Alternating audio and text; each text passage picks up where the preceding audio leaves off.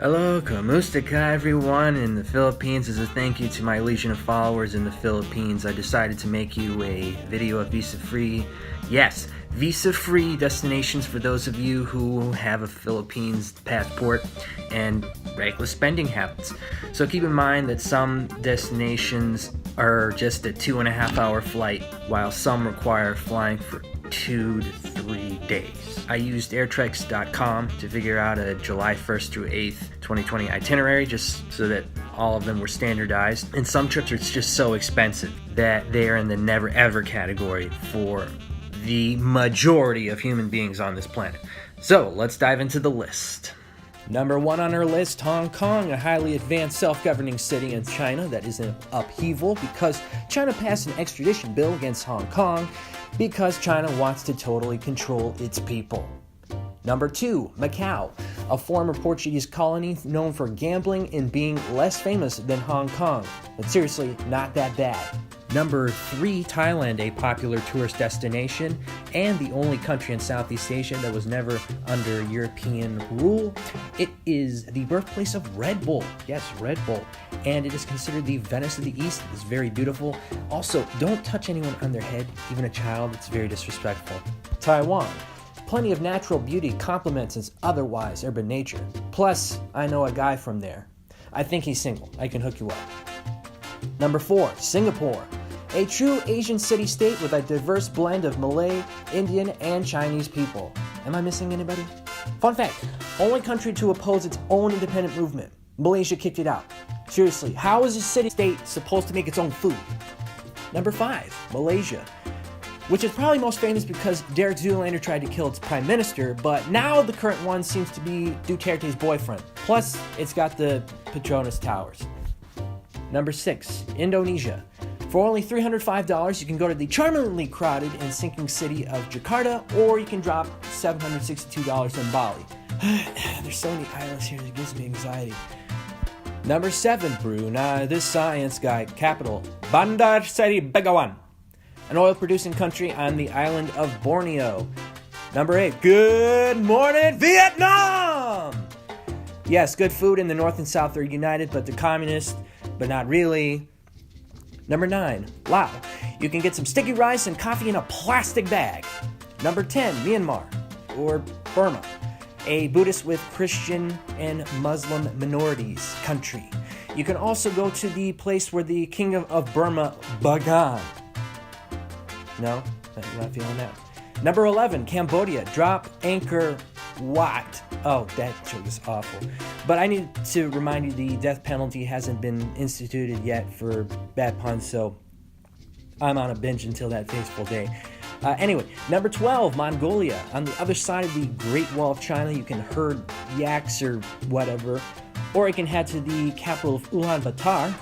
So you can get some Mongolian barbecue or whatever. Number 13, Kazakhstan. My name about it. God almighty. Does that do something? Number 14, Svalbard, Norway. Finally, the one place where all you need is a flight ticket and a passport to freeze to death for the Northern Lights show. Number 15, Morocco. Amazing food, and the other Arabic countries seem to not understand a thing they say. You could go to Casablanca or Marrakech, very rich culture there. Number 16, Vanuatu, a Pacific island getaway, the birthplace of bungee jumping, and number 1 in natural disasters. And I think culinary tastes have changed as the locals don't seem to enjoy eating people anymore. Number 17, Israel. You can go to Jerusalem, a city so holy that everyone tries to either claim it or destroy it. Or you can just Tel Aviv and chill. Number 18, Micronesia, home to an ancient city the size of Angkor Wat.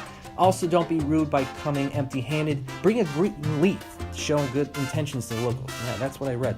Number 19, Rwanda. Once a country torn by a civil war, its safety and infrastructure have improved to the point that some analysts even call it the Singapore of Africa. Number 20, Gambia. After exchanging currency at the hotel reception here, so you can hire a male gigolo, make sure to only drink alcohol when you aren't eating in this liberal Muslim country. Drinking and eating at the same time is disrespectful to the elders. Number 21, Northern Cyprus. Unlike its Eurozone counterpart of Cyprus, Northern Cyprus uses the Turkish lira. which has a more favorable exchange rate so you can rent an expensive boat for a little bit less. Number 22, the Cook Islands of New Zealand. All you karaoke lovers in the Philippines, you're going to enjoy the company of some of the best singers in the world here. Number 23, Haiti. While this country does not seem to have the best luck, the Haitian people are resilient and live near beautiful beaches and mountains. Such faith. Alright, number 24, Seychelles. This stunning island nation off the eastern coast of Africa is home to rare bird species and possibly home to buried treasure. Plus, it has, the best freaking flag in the whole world. Number 25, Côte d'Ivoire, or Ivory Coast, the leading producer of cocoa beans with an emerging national soccer team nicknamed Les Éléphants, or the Elephants. Number 26, Fiji. Enjoy the hospitality of the natives while sipping on the traditional drink known as kava and walking on hot stones. That started there. Number 27, Colombia. Working hard to move beyond its seedy cocaine reputation, Colombia has a lot to offer for a low price, with beautiful scenery and drop-dead gorgeous women, may I say. Number 28, Costa Rica. The land of ticos and ticas is a hot tourist destination with plenty of national parks and reserves. It also has a blue zone, where life expectancy is much higher due to mineral-rich waters, deep faith in God, good sleeping habits, and a healthy diet. Plus, you can look for strippers and cocaine. Alright, number 29, Peru.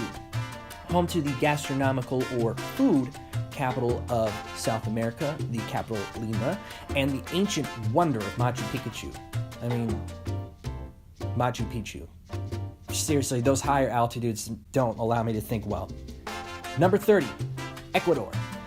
Home to the Galapagos Islands and a user of the US dollar. Because the Earth bulges out slightly at the equator, Ecuador is the closest country to space, actually. Number 31, Barbados. The birthplace of singer Rihanna, this friendly tourist destination has a huge mongoose population because these animals were used to try to control the rat population and sugar plantations. If you read up on it, it didn't really work out that great. Number 32, Brazil. A huge country that is beautiful inside and out, with incredibly diverse people groups, wildlife, and landscapes. One reason the Amazon rainforest is getting cut down, actually, is to make room for cattle grazing due to the demand for beef, because they eat a lot of it. Number 33, Suriname, the only other Dutch language official country other than the Netherlands. This diverse nation is home to thick rainforests and various sites of worship. You can see a church and synagogues and mosques and Hindu temples in a very small area. Number 34, St. Vincent and the Grenadines, your favorite Shirley Temple-themed 60s band you've never heard of because it doesn't exist. But it does as a Caribbean nation. Number 35, Bolivia. As in, I don't Bolivia when you say that coca leaves used to make cocaine aren't illegal for treating altitude sickness in high cities such as La Paz. Cocaine is actually a very, very small ingredient in the coca leaves, so that's probably why chewing on coca leaves is not illegal. Alright, number 36, last but not least, for only an arm and a leg, Dominica. Hundreds of rivers, at least one per day of the year, 9 volcanoes, and yeah, it's definitely not the Dominican Republic. Now, the next session are locations that require a stop in a visa-required destination or do not have a price listed for flights. So we have Niue. Behold the Coconut, also known as Niue, a New Zealand territory, if you will, has free Wi-Fi throughout the island and occasionally Pokemon and Disney characters on its special collectible coins. Isn't that fun?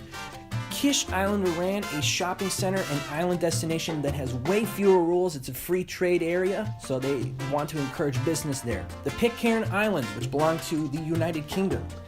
This one's kind of tricky to get to. You have to fly to Mangareva in French Polynesia or something and then take a boat to Pitcairn Island. And then at that point, you just might as well go to Palawan. South Ossetia.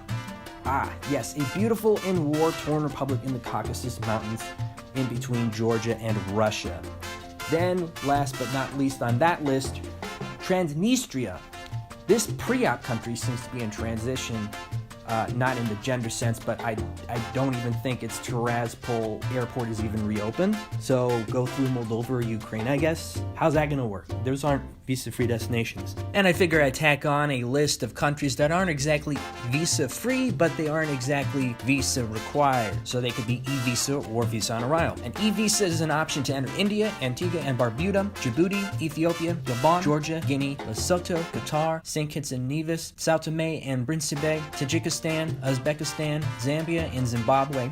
An e-visa or visa on arrival is available in Papua New Guinea, Armenia, Benin, Guinea-Bissau, Kenya, Kyrgyzstan, Madagascar, Malawi, Sri Lanka, Tanzania, as well as Uganda, and an online visa is an option to enter Pakistan.